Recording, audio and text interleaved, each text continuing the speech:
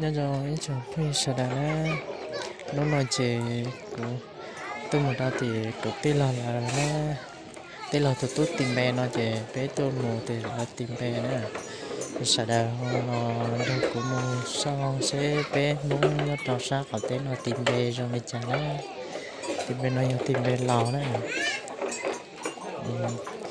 sợ đã nó được cái một sẽ tìm bè rồi mới trả đó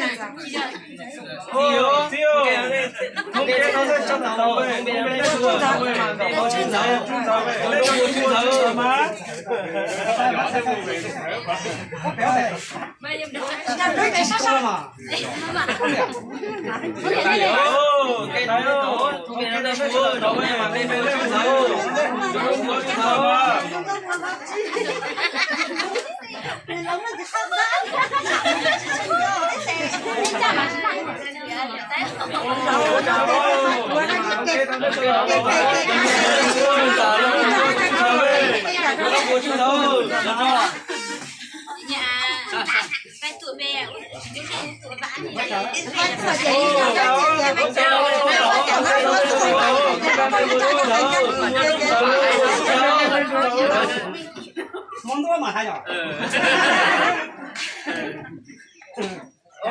Chào chào, không kêu nó lên tàu á, không kêu nó lên vui, nhưng mà bên chuyên thờ, bên chuyên thờ, trong chỗ chuyên thờ, chả mà cái đó.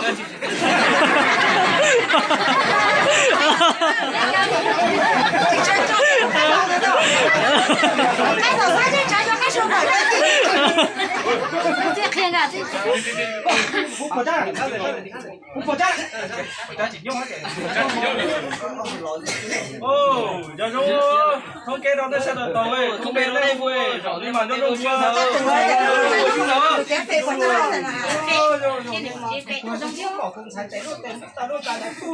Bỏ trong ngô, không kêu nó lên, cho bên nó vui, nhưng mà bên chuyên thờ, cho nó vui chuyên thờ. Có nào?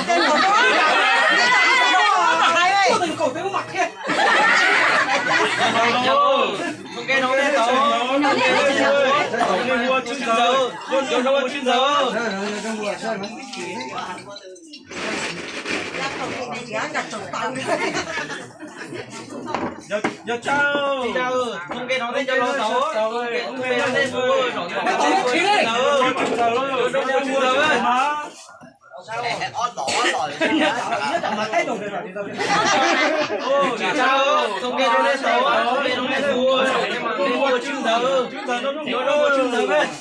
mình chỉ nên về này cháu rõ nên là về thì về rồi mình chỉ nên tối chứ có bé rồi yêu tôi về đây đó chúng mình nó lên vui nên mà mình có chuyên giờ đấy nó có chuyên giờ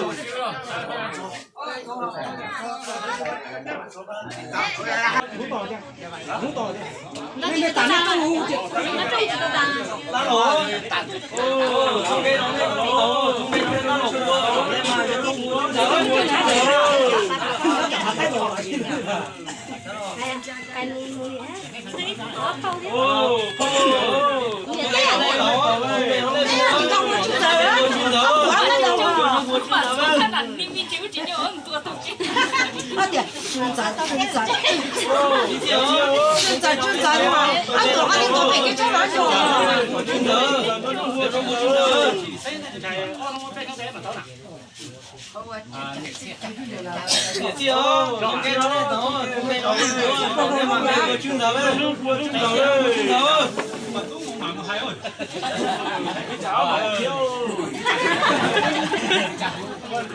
chị Trân tao ăn mới này đi đâu không biết đâu lên tàu không biết đâu lên phố để mà đi vào trường rồi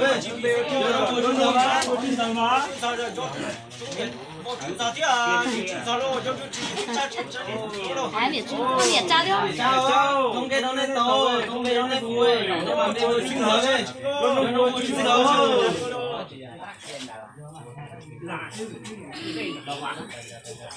dạ lo không biết đâu lên tàu không biết đâu lên phố để mà đi vào trường rồi dạ lo vào trường rồi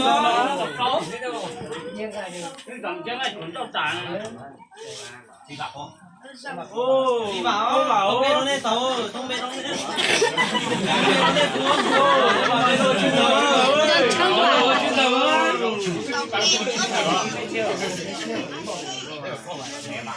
nên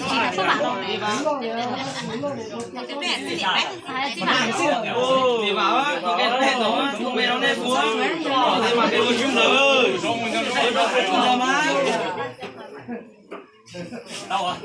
có chị Trang Dạ chào, không biết nó lên tàu không biết nó lên phố để mà đi vào trường rồi không buồn chứ đâu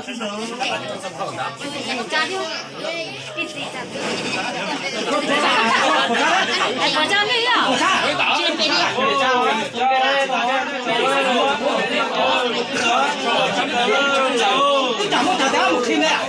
cháu mà sâu thân sọ không đi được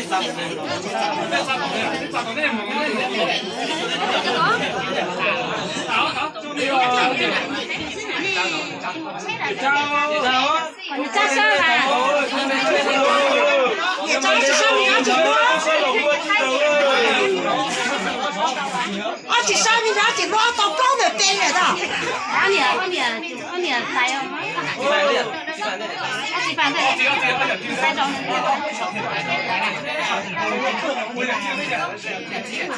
dạ chị qua không dạ chị dạ chị phải không cái nó nét đó mà để vừa chưng thở để cho lo cho nó vừa chưng thở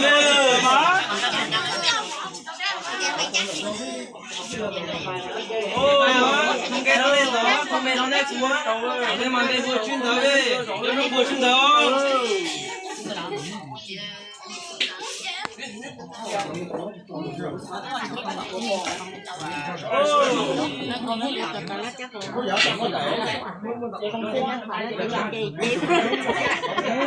dạ lo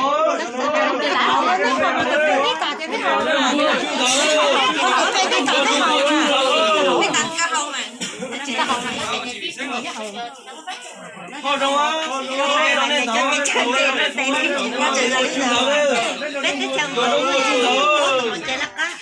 ở từ pp mà cho thì biết chơi thì họ nói nhiều chị hơn mới cho chị cho cái gì đó nó lên đó nó lên xuống nó lên mòn lên xuống nó vui chút nữa nó hỏi cái chết thế nào hiểu không không cái nó lên đó không cái nó lên xuống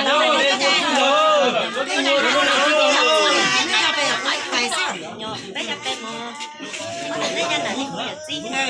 Cái mà cái dọc cái dọc gì nó dọc về Chúng tôi bảo thống kê nó lên tổ thống kê nó lên tổ nó lên mà lên một chung giờ cho nó một chung giờ cái dọc về hiện tại sẽ ta xong là tôi phụ cái này cái cho con đọc con đọc cái tôi không biết cái hiện tại sẽ chịu gì chưa làm gì cái hiện tại chịu thua nó cho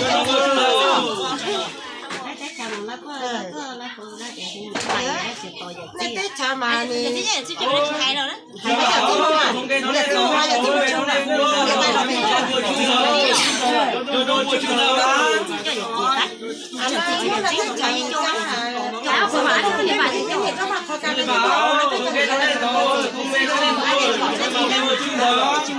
nó một chung giờ nó chỉ hay được tay. Hai giờ nó tôi hay phụ cái cho nghĩa sao? À chỉ cho tí. À cho nó chỉ. có mà siêu á cho nó một chung giờ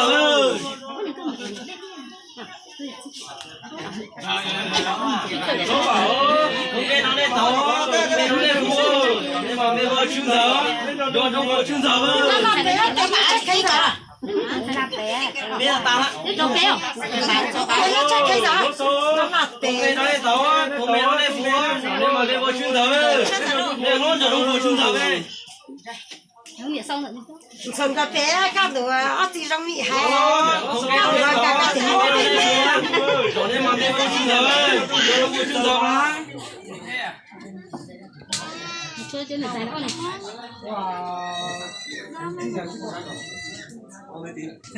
Đi chưa? đi chưa? Đi chưa biết gì chưa? Ok nó lên mua Mi chặt tao con này chú chung giờ cho nó một chung giờ bây giờ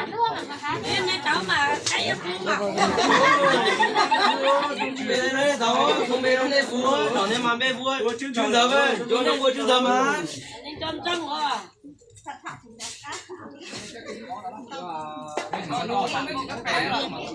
Chơi tí bạn thế này.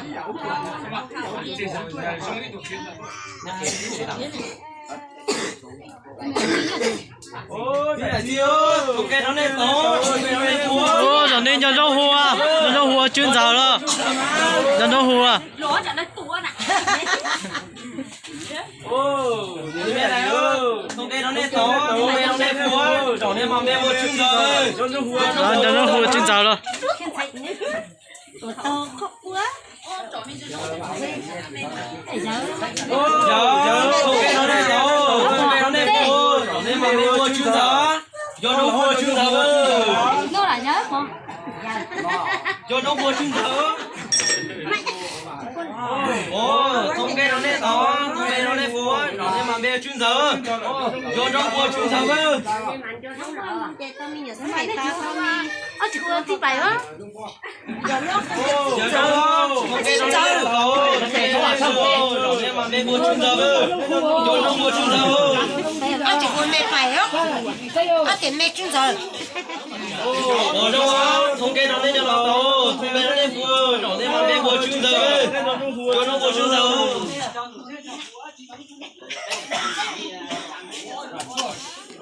cô mà cho không cái nó lên hốt nó không bé nó lên nó thua nó lên mà bây giờ chung giờ với cho nó mua chung giờ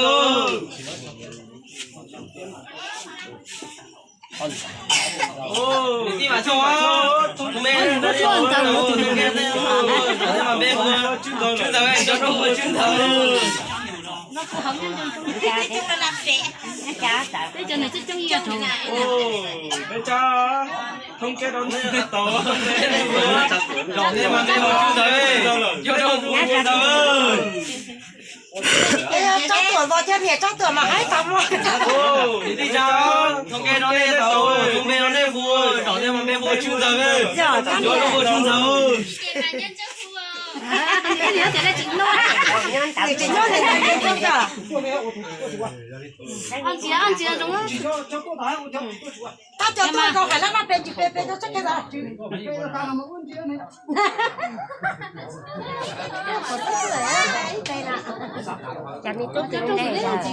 Ô, riêng cái bài tổ ta vẫn sao? Nên nhẹ thì vẫn